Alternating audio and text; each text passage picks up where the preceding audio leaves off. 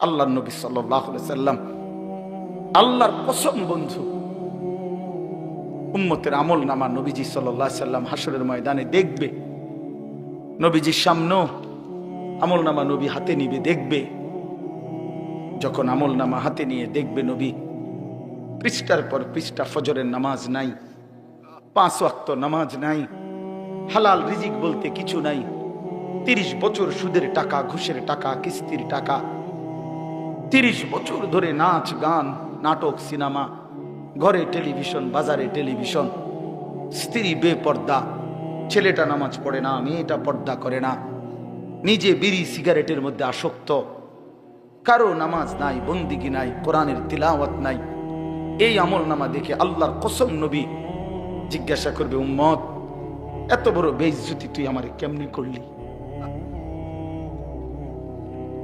উম্মত আমার সামনে এটা তুই কি দিলি?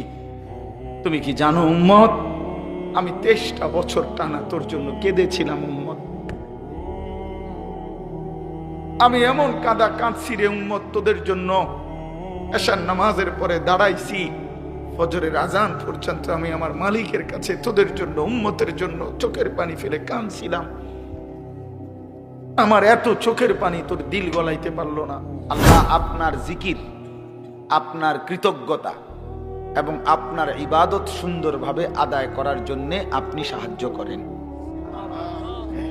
এই যে গুরুত্বপূর্ণ বিষয়, যে আপনি দয়া করেন যেন আপনার জিকির ভালোভাবে করতে পারে, আপনি দয়া করেন যেন আপনার শুকর আদায় করতে পারে, আপনি সাহায্য করেন যেন আপনার ইবাদত সুন্দরভাবে করতে পারে, সুন্দরভাবে করতে পারে।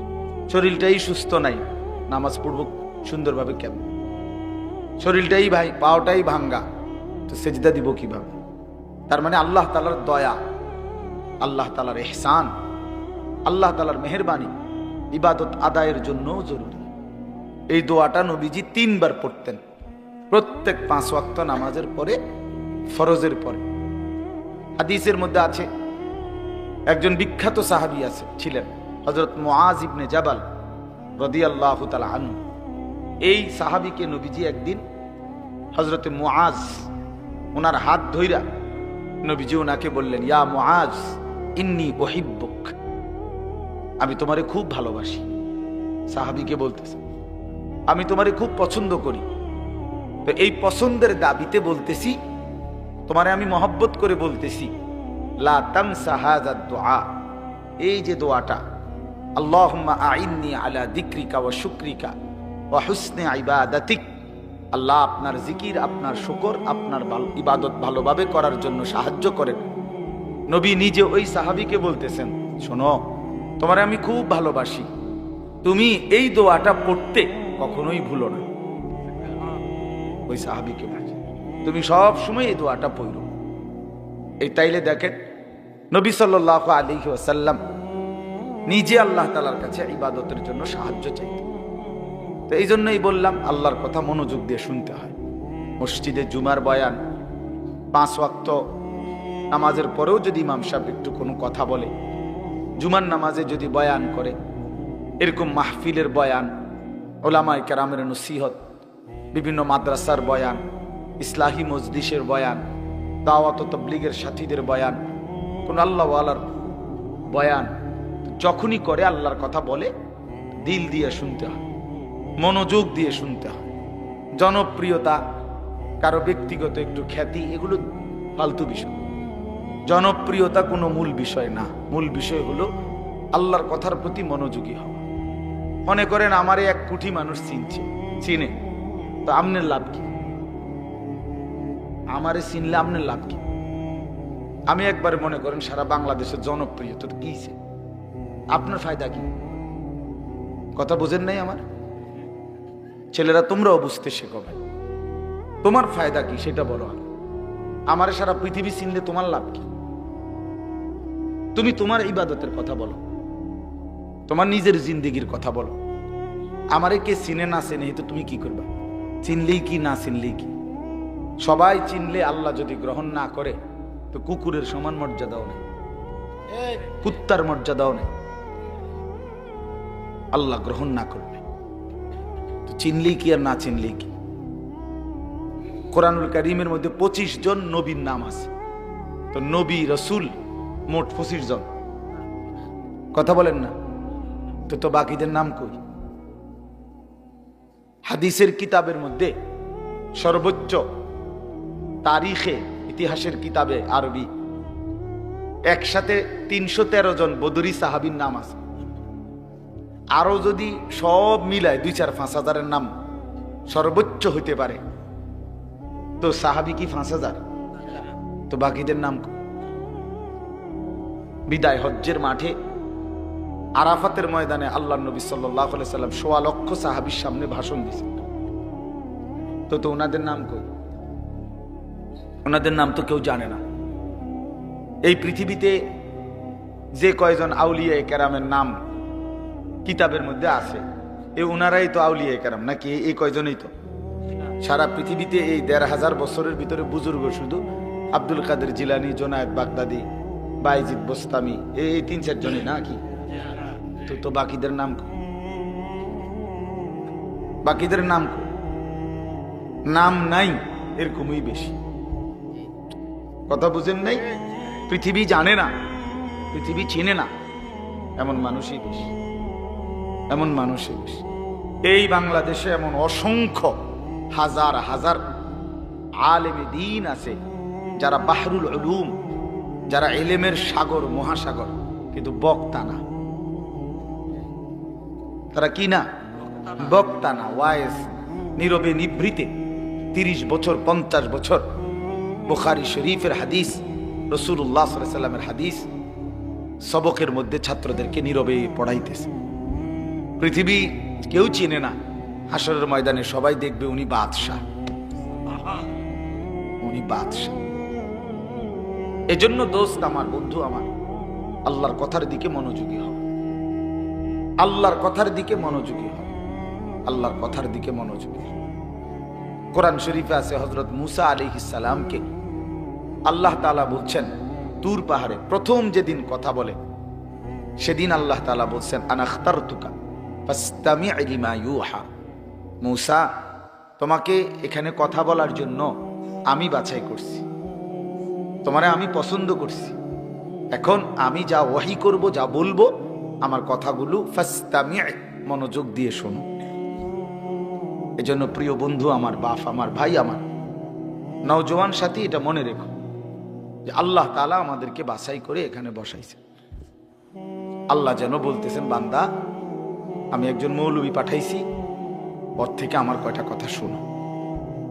কথা আমার, কথা আমার বন্ধুর, ওই এরে আমি পাঠাইছি, ওর থেকে কিছুটা শোনো। তো এই জন্য আল্লাহর কথার দিকে কি হওয়া? মনোযোগী হওয়া।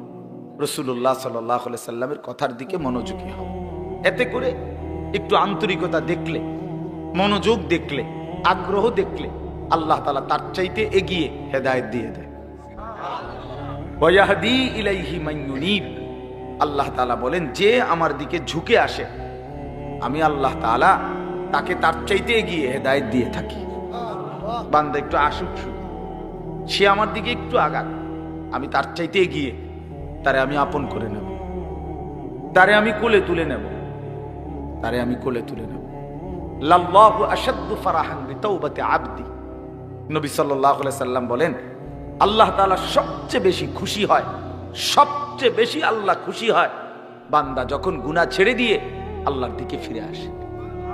কদম বাড়াইলেই, গুনাহ ছেড়ে দিলেই, চোখের এক ফোঁটা পানি পড়লেই আল্লাহ ফেরেশতাদেরকে ডাক দিয়া বলে, এই 7 আসমান সাজিয়ে দে, আমার জান্নাত সাজায়া দে। ফেরেশতারা সাজায়া দিয়া বলে, আল্লাহ আসমান কেন সাজাইলেন, জান্নাত কেন সাজাইলেন?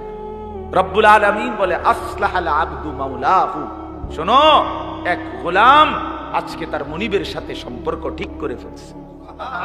আমার এক গোলাম আমার থেকে চলে গেছিল রে বহুদিন, ওই আমারে অনেক দিন সেজদা দেয় নাই, অনেক দিন সে আমারে ডাকে নাই, বহুদিন হয় সে হালাল খায় নাই, অনেক দিন আমার নাফরমানি করছিল, আজ সে আমার কাছে ফিরে আসছে। আমার বান্দা তওবা করছে, আমার বান্দা নিজের ভুল বুঝতে পারছে, পেছনের গুনাহ ছেড়ে দিয়েছে, আগামীতে করবে না ওয়াদা দিছে। এই জন্য আমি এই খুশিতে আসমান সাজিয়ে দিলাম, জান্নাত সাজিয়ে দিলাম। এজন্য বান্দা যখন আল্লাহর দিকে ফিরে আসে, ঝুঁকে আসে, আল্লাহ তাআলা ভীষণ খুশি হয়, ভীষণ খুশি হয়। ইন আতাইতানি লাইলান আতাইতুকা লাইলান ওয়া ইন আতাইতানি নাহারান আতাইতুকা নাহারান। হাদিসে কুদসি এটা। আল্লাহ বলে, বান্দা তুমি যদি গুনাহ নিয়ে মাগফিরাতের জন্য রাত গভীরে আসো, আমি মাগফিরাত নিয়ে, রহমত নিয়ে রাত গভীরেই তোমার কাছে আসো। ওয়া ইন আতাইতানি নাহারান আতাইতুকা নাহারান। তুমি যদি দিনের আলোতে আসো মাফ চাইতে, আমি মাগফিরাত নিয়ে দিনের আলোতেই আসবো। তুমি আসবে যখন, আমি আসবো ঠিক তখন, ঠিক তখন আমি আসবই তোমার কাছে। আমি আছি বান্দা।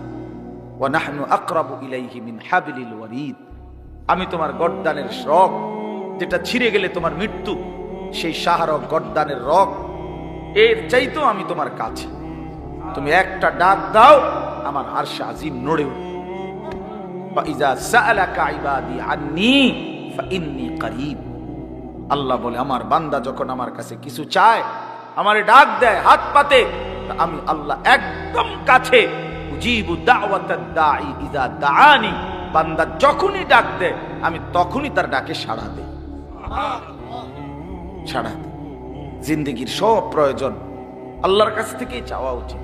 দুর্ভাগ্য এক জাতি আমরা এমন মুসলমান হয়ে গেলাম যারা নিজেদের কোনো প্রয়োজনে আল্লাহর কাছে চাওয়ার অভ্যাস আমাদের নাই। আল্লাহর কাছে চাওয়ার অভ্যাস খুব কম, খুব কম। দোয়া করার মানসিকতাই আপনাদের মধ্যে কম। ও শুধু ড্রাইভার টোকায়, ড্রাইভার মানে হুজুর, হুজুর, কেবল হুজুর টোয়া, হুজুর দিয়া দোয়া করানো, হুজুর দিয়া। আরে ভাই, হুজুর দিয়ে দোয়া করানো নিষেধ না। হুজুর দোয়া করবে ঠিক আছে, তো নিজের আহাজারি, নিজের চোখের পানি, নিজের কান্না, নিজের আরজি নিজেই আল্লাহর কাছে পেশ করা উচিত। বান্দার কাকুতি মিনতি আল্লাহর খুব পছন্দ, আল্লাহর খুব পছন্দ, আল্লাহ তাআলার খুব পছন্দ। হাদিসে আছে বুখারীতে, ফাওয়াল্লাহি লা ইয়ামাল্লাল্লাহু হাত্তা তামাল্লু। নবীজি বলছেন, আল্লাহর কসম উম্মত, তোমরা চাইতে চাইতে আল্লাহর কাছে ক্লান্ত হয়ে যাবে, কিন্তু রব্বে করিম দিতে দিতে একবারও ক্লান্ত হবেন না। লা ইয়ামাল্লাল্লাহ, তিনি ক্লান্ত হবেন না। তুমি চাও বাংলা, বারবার বলো, বারবার বলো, বারবার বলো। এজন্য বাপ নিজেদের সব প্রয়োজন আল্লাহর কাছে বলবেন। রাসূলুল্লাহ সাল্লাল্লাহু আলাইহি সাল্লাম বলছেন, হাত্তা শিরাকান আলাইক, তোমার জুতার স্যান্ডেলের যে ফিতা, স্যান্ডেলের ফিতাটাও যদি ছিঁড়ে যায়, তাহলে সেটাও তুমি আল্লাহর কাছে বলো। স্যান্ডেলের ফিতাটা ছিঁড়ে গেল, আল্লাহকে জানাও, মাওলা আমার একটা ছোট্ট মুসিবত হয়ে গেছে, আমার ফিতাটা স্যান্ডেলের ছিঁড়ে গেছে। এরে ভাইয়া, এইখানে এটা বুঝবেন না, বাংলাদেশের মাটি তো স্বাভাবিক, এই সময় স্যান্ডেলের ফিতা ছিঁড়ে গেলে তেমন অসুবিধা না, কিন্তু আরাফাতের ময়দানে স্যান্ডেলের ফিতাটা ছিঁড়ে গেলে তাইলে টের পাওয়া যাবে স্যান্ডেল কারে কয় আর ফিতা কারে কয়। বুঝেন নাই? হ্যাঁ, মসজিদে হারাম থেকে হোটেলে যাইবার সময় যদি স্যান্ডেল হারায় যায়, তখন বোঝা যায় স্যান্ডেল কত দাম, স্যান্ডেল কত দাম। মনে হবে যেন পায়ের তালুটা পুইরা গেছে, এত গরম, এত গরম। এজন্য আল্লাহ তাআলা বান্দার ছোট থেকে ছোট বিষয়ও রাসূলুল্লাহ সাল্লাল্লাহু আলাইহি সাল্লাম সবক দিবেন আল্লাহর কাছে চাইতে। তো ঠিক আছে, আমি মূল কথাটা এটাই বলতে চাইছিলাম যে মনোযোগ চাই, আন্তরিকতা দরকার। এই যে মোবাইলটা আসলে নিষেধ করার মূল কারণ এটা, মানে মোবাইলটা হাতে থাকলে দিল বসে না, মনোযোগ আসে না, এটা আমার অভিজ্ঞতা। অর্থাৎ এটা যতক্ষণ হাতে থাকে, রেকর্ডের জন্যই হোক ভালো, আমার বয়ানই রেকর্ড করল, কিন্তু এতে ক্ষতি হয়। অর্থাৎ তার দিলের মধ্যে শুধু এটাই থাকে যে মোবাইলে উঠতেছে কিনা, তো এটা তখন আর তার নিজের জন্য অন্তরে আল্লাহর কথা বসে না, দিল জমে না। আরেকটা বড় ক্ষতি হয় কি, বড় ক্ষতি হলো ঠিক বরাবর পিছনে ডানে বামে যারা, তাদেরও নজর ওইটার দিকে পড়ে, তাহলে ওই বেচারারও কি বসে না, দিল বসে, অনেক ক্ষতি হয়। এই জন্য এইটুকু সময়, 1 ঘন্টা হোক, অল্প সময় হোক, যদি নিজেকে মোবাইল থেকে আলাদা করে আল্লাহর কথা দিল দিয়ে শোনা যায়, এই ছেলেদের মধ্য থেকেই, এই মানুষগুলোর মধ্য থেকেই ধীরে ধীরে আল্লাহ তাআলা অসংখ্য মানুষকে পরিবর্তন করে দিবেন। আল্লাহ তাআলা আপনাদের সবাইকে উত্তম ভাবে কবুল করে নেন। সবাই মনোযোগী হইলে ইনশাআল্লাহ বরকত হবে। আল্লাহ আমাদেরকে তৌফিক দান করেন। কোরআনুল কারীমের 30 নম্বর পারা, কোরআনুল কারীমের 102 নম্বর সূরা, সূরাটা ছোট্ট সূরা, 102 নম্বর সূরা, 30 নম্বর পারা। সূরাটার নাম হলো তাকাসুর। এই সূরার আমি তেলাওয়াত করছি। সূরাটার মধ্যে মোট 8টা আয়াত, শুধু 8 আয়াত, ছোট সূরা। ইনশাআল্লাহ অল্প একটু সময়ের মধ্যে আমি এই সূরাটার সংক্ষিপ্ত তরজমা এবং তার সাথে প্রাসঙ্গিক অল্প কয়েকটা কথা বলি। আল্লাহ আমাদেরকে তৌফিক দেন। সবাই আন্তরিকভাবে শুনেন। আবারও অনুরোধ করতেছি, ডানে বামে কথা বইল না ভাই। নওজোয়ান ছেলে তোমরাও মনোযোগ দিয়ে শুনো বাপ, আল্লাহ তোমাদেরকে বরকত দিবে। এই সূরাটার একটা ফজিলত হলো, এই সূরার 8টা আয়াত মাত্র। প্রিয় নবী সাল্লাল্লাহু আলাইহি ওয়াসাল্লাম বলছেন, যে ব্যক্তি এই সূরা তাকাসুর একবার তেলাওয়াত করবে তো আল্লাহ তাআলা তাকে 1000 আয়াত তেলাওয়াত করার সমপরিমাণ সওয়াব দান করবে। তার মানে এই সূরাটা কোরআনুল কারীমের প্রায় 6 ভাগের 1 ভাগ, 1/6, মানে 6 ভাগের 1 ভাগের সমান প্রায় এই সূরায়ে তাকাসুর। এই সূরাটা আল্লাহ তাআলা কেন নাজিল করলেন, একটা ছোট্ট কথা, শানে নুজুল বুঝলে আপনি বুঝবেন কেন নাজিল করলেন। রাসূলুল্লাহ সাল্লাল্লাহু আলাইহি ওয়াসাল্লামের জামানায় মক্কার সবচেয়ে গুরুত্বপূর্ণ, ওই ছেলে বেটা এখানে কথা বলবা না, যাও থেকে, অপদার্থ কোথাকার বেটা, কই তোমরা স্বেচ্ছাসেবক কোথায় মেয়া? এতটা অনুরোধ করলাম এতক্ষণ ধরে, কাকে বুঝাইলাম এতগুলো কথা? তোমরা সবগুলো ছেলে যারা স্বেচ্ছাসেবকের কার্ড লাগাইছো, ভাই তোমরা দায়িত্ব পালন করো, সওয়াব হবে তোমাদের এটা। জি বাবা শুনেন, আপনারা মনোযোগ দেন। রাসূলুল্লাহ সাল্লাল্লাহু আলাইহি সাল্লাম উনি মক্কায় থাকাকালীন মক্কার সবচেয়ে বড় গোত্রের নাম ছিল কুরাইশ। এটা আপনারা জানেন কিনা? নবীজির বংশই হলো কি এই কুরাইশ বংশ। তো এটা হলো মূল বংশের মূল গোড়া, একটা বড় গোড়া। বাকি এর অধীনে আরো ছোট ছোট গোত্র ছিল, শাখা। কথা বুঝছেন? আমার দাদা ধরেন মূল ছিল আমগো বাড়ি, তো এখন দাদার বাপ চাচারা 4 জন, মানে আমার দাদার ছেলে। তো এখন ওনাদেরও সংসার বড় হয়ে যাওয়াতে আমার জেডার বাড়িও একটা নামে পরিচিত, আমগো বাড়িও একটা নামে পরিচিত, এমন হয় না? আলগা আলগা হয়ে গেছে এখন, বড় ফ্যামিলি। জেডারও মনে করেন 6-7 জন সন্তান, তাদের ছেলে পেলে নাতি নাতনি মিল্লা, তারা এক বাড়ি, আমরা এক বাড়ি। কিন্তু যদিও আমার দাদার বংশ আমরা এরকম আর কি। তো কুরাইশের অনেক শাখা গোত্র ছিল, কুরাইশের অধীনে আবার ছোট ছোট গোত্র। এদের একটা অভ্যাস ছিল, এরা প্রতিনিয়ত অবসর হইলেই তারা নিজেদের মধ্যে তর্ক বিতর্ক করত, নিজেদের অর্থ সম্পদ ক্ষমতা প্রভাব প্রতিপত্তি সন্তানাদি বংশধর কার কদ্দুর বেশি দুনিয়ার ফুটাঙ্গিরি এগুলা নিয়ে মাতব্বরি করত, অহংকার করতে পারে, বলতো, হিসাব দিত। হ্যাঁ আমার চাচা এই, আমার স্বাস্থ্য ভাই একজন ডিসি, একজন এসপি, একজন হেই, আমরা বলে না এরকম মানুষ।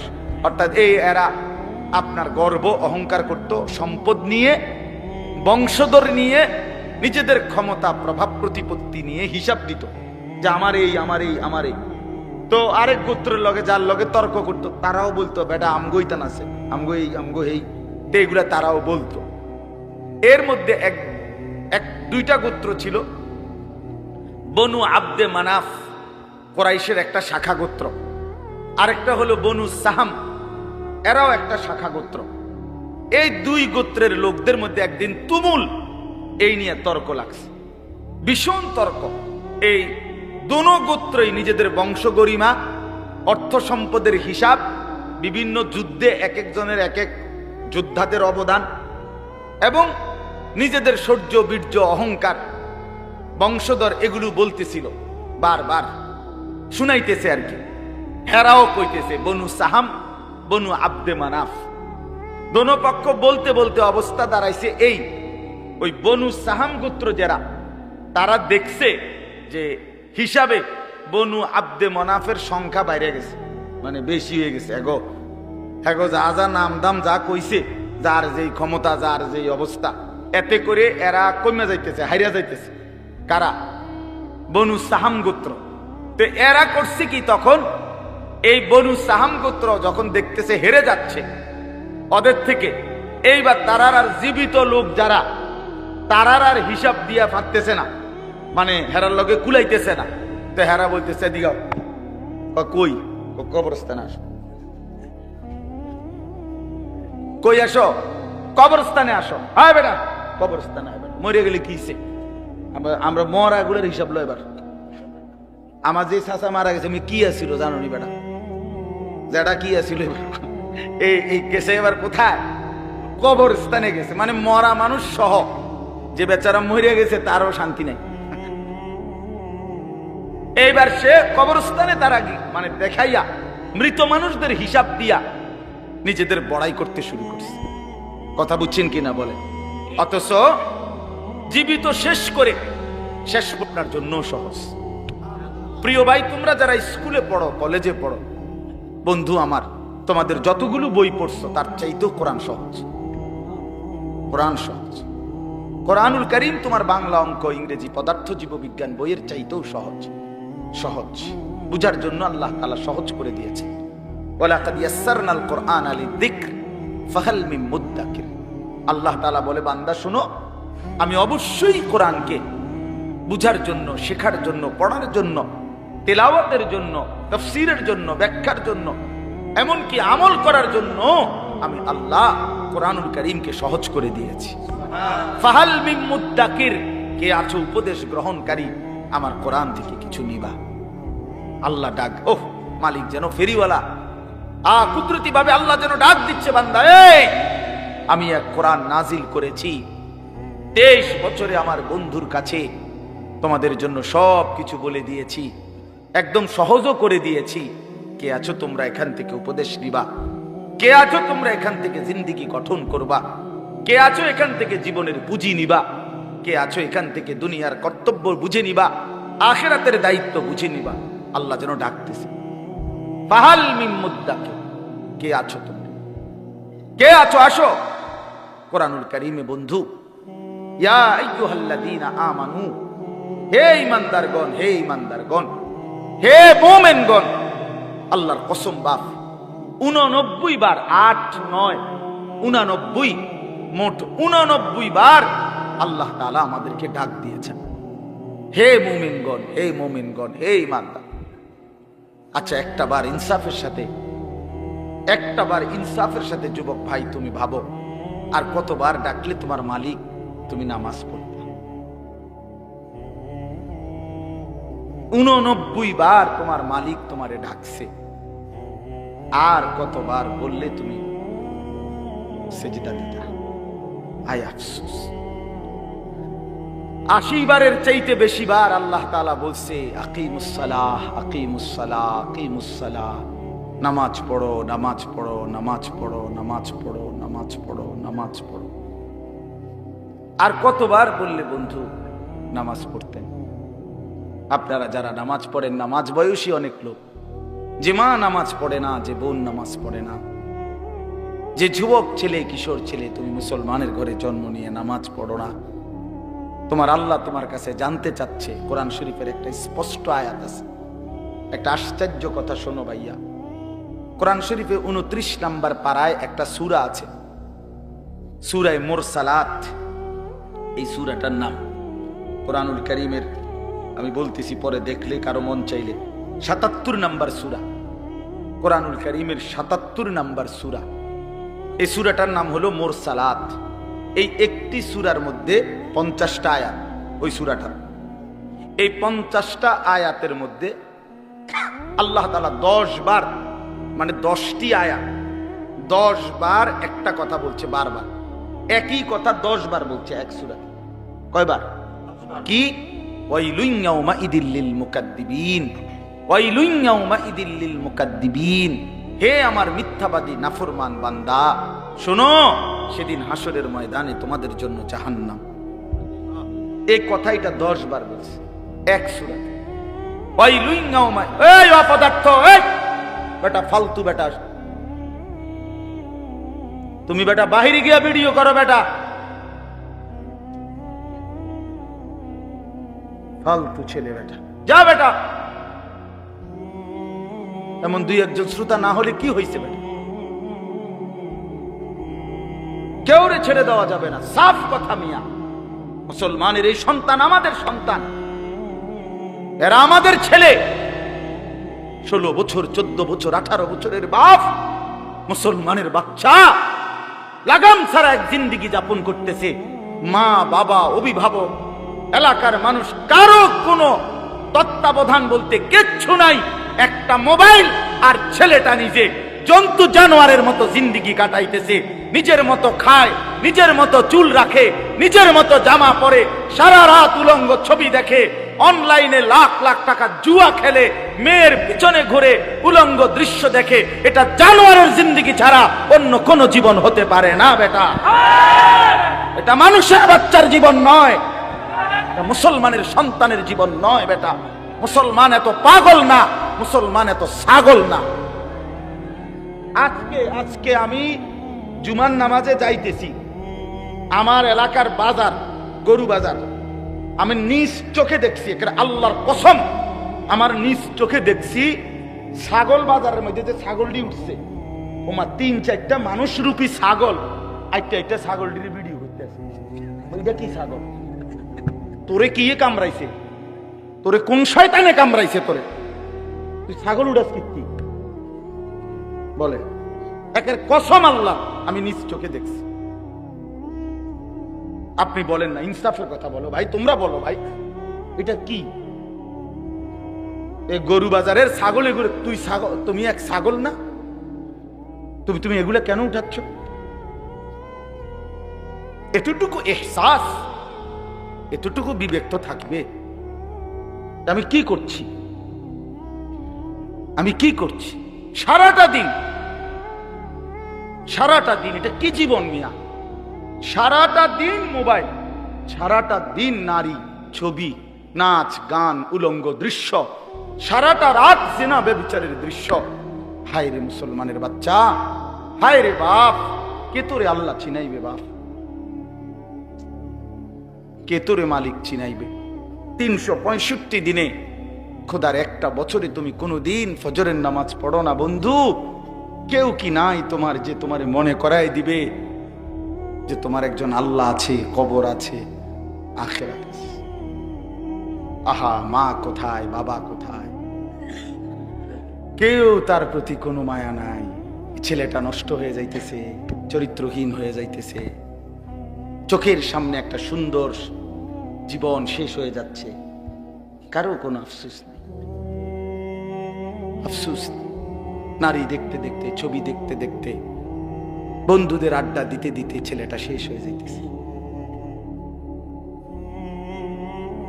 আমরা বুঝি না বাপ, তোমাগো চেহারা দেখলেই তো বোঝা যায়, চুল দেখলেই তো বোঝা যায়, তোমাদের সুরত দেখলেই তো বোঝা যায় কয়জন নামাজ পড়ো আর কয়জন পড়ো না। বোঝা যায় না বাপ? বেনামাজি দেখলেই তো চিনা যায় বন্ধু, বেহায়া দেখলেই তো চিনা যায়, দুশ্চরিত্র দেখলেই তো চিনা যায়, অসভ্যরে দেখলেই তো চিনা যায়, নির্লজ্জ বেহায়াকে দেখলেই চিনা যায়। আহা, বহুতই আফসোস, আপনারা জানেন না এটা।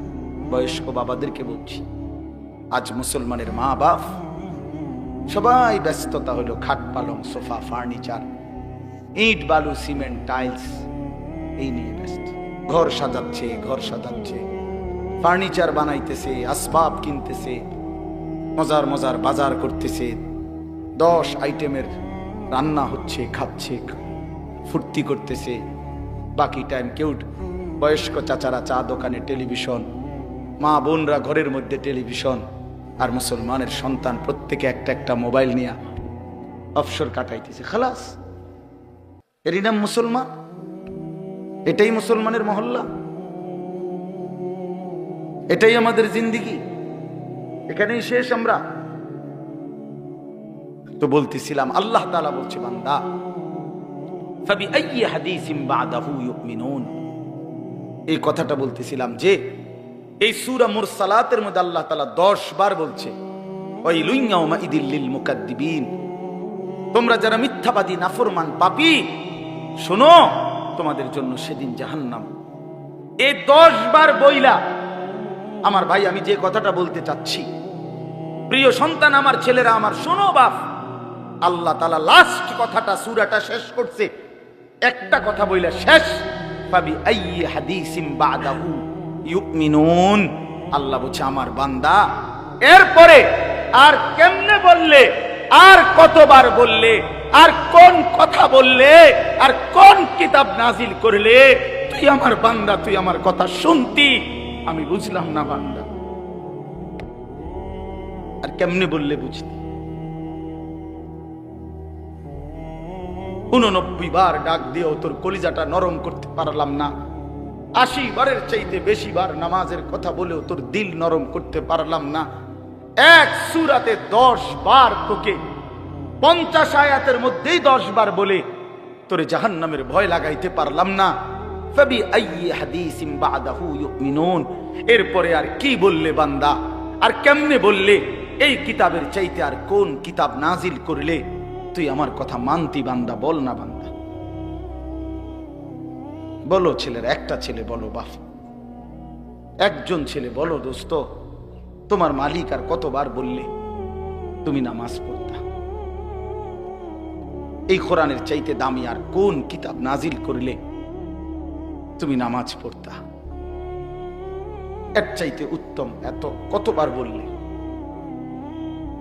আল্লাহর নবী সাল্লাল্লাহু আলাইহি সাল্লাম, আল্লাহর কসম বন্ধু, উম্মতের আমল নামা নবীজি সাল্লাল্লাহু আলাইহি সাল্লাম হাসরের ময়দানে দেখবে, নবীজির সামনে আমল নামা নবী হাতে নিবে, দেখবে।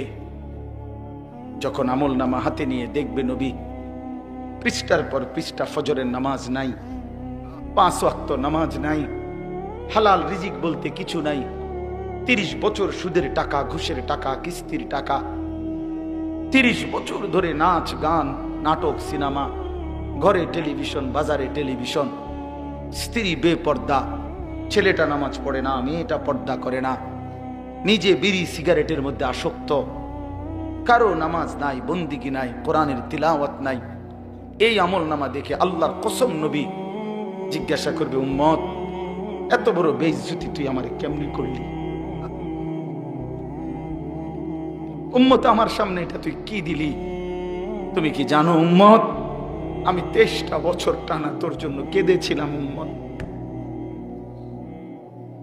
আমি এমন কাঁদা কাঁদছি রে উম্মত তোদের জন্য, এশার নামাজের পরে দাঁড়াইছি, ফজরের আজান পর্যন্ত আমি আমার মালিকের কাছে তোদের জন্য, উম্মতের জন্য চোখের পানি ফেলে কাঁদছিলাম। আমার এত চোখের পানি তোর দিল গলাইতে পারলো না। আমি তায়েফের পাথরের আঘাতে আমার পিঠটা চালনির মতো ছিদ্র ছিদ্র হয়ে গেছে রক্তে। আমি বুকে পেটে 2টা পাথর বাঁধছি ক্ষুধার কষ্টে। আমি উহুদের দান শহীদ করা রক্তে উহুদের ময়দানে পড়েছিলাম বেহুশ হয়ে। আমার ঘরের চুলায় 3 মাস রান্নার জন্য কোনোদিন চুলায় আগুন জ্বলে নাই। আমার এত চোখের পানি, এত রক্ত, এত ক্ষুধার কষ্ট, কিছুই তোর মন গলাইতে পারলো না, তোরে সেজদা দিতে পারলো না। এটা আমার সামনে কি আনলা? আমি এই আমল নামা নিয়ে আল্লাহর সামনে কেমনে দাঁড়াবো? আমি কেমনে বলবো আমার মালিকের কাছে আমি কি সুপারিশ করব? আমি কেমনে বলবো রব্বুল আলামিন এটা আমার শ্রেষ্ঠ নবীর শ্রেষ্ঠ উম্মতের আমল নামা? বল ভাই আমার, তুমিই বলো, তুমিই বলো।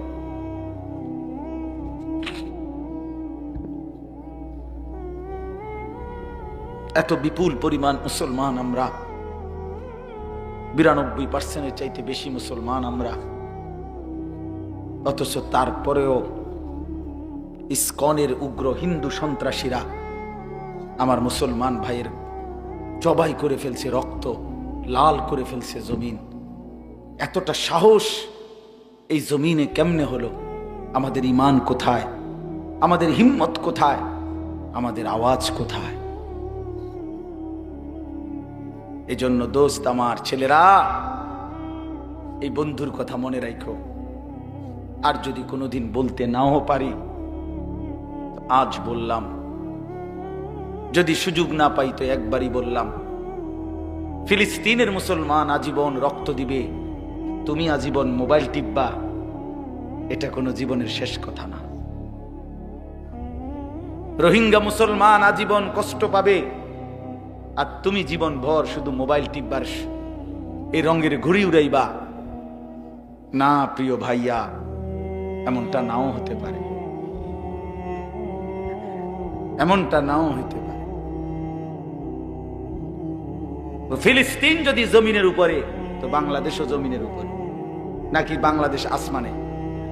তাইলে পৃথিবীর এক প্রান্তে মুসলমান নির্যাতিত হলে, পৃথিবীর এক প্রান্তে মুসলমানের রক্ত লাল হলে, আরেক প্রান্ত আমরা নিরাপদ থাকি কেমনে? আমরা নিরাপদ আছি কিভাবে ভাইয়া? কিসের উপরে ভর করে?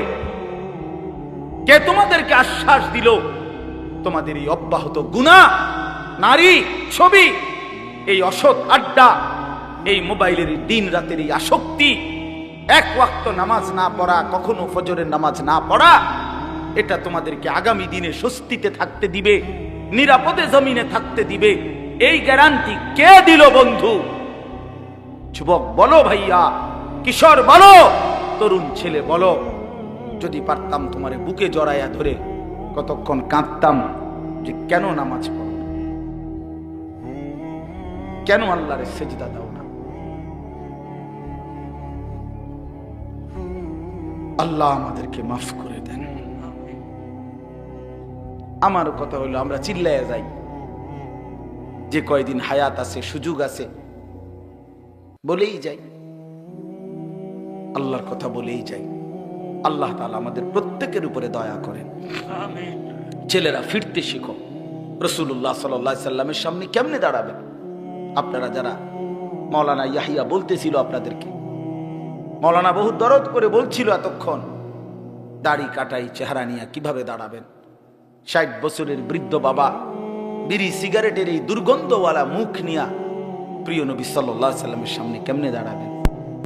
40 বছরের সুদের টাকা নিয়া নবীর সামনে কেমনে দাঁড়াবেন? 30 বছরের লাগাতার টেলিভিশন চলছে যেই ঘরে, আপনারা ফ্যামিলির সদস্যরা নবীজির সামনে কেমনে দাঁড়াইবেন? 25 বছর ধরে, 40 বছর ধরে যে মা, যে বোন কোনোদিন পর্দা করে নাই, সেই বেপর্দা বোন নবীজির সামনে সুপারিশের জন্য কেমনে দাঁড়াবে? কোনোদিন ফজরের নামাজ পড়ে না যে মানুষটা, সে রাসূলুল্লাহ সাল্লাল্লাহু আলাইহি সাল্লামের সামনে কেমনে দাঁড়াবে? সুপারিশ কেমনে চাইবে বলে? দাঁড়াবে কিভাবে? এজন্য আজকে নিয়ত করি, আজকে নিয়ত করি যে ইনশাআল্লাহ 5 ওয়াক্ত নামাজ পড়ব। ছেলেরা বলো বাবা, নওজোয়ান সাথী নিয়ত করো, বাপ হিম্মত করো, পারবা ইনশাআল্লাহ। তুমি পারবা, তুমি যুবক, পারবা ইনশাআল্লাহ।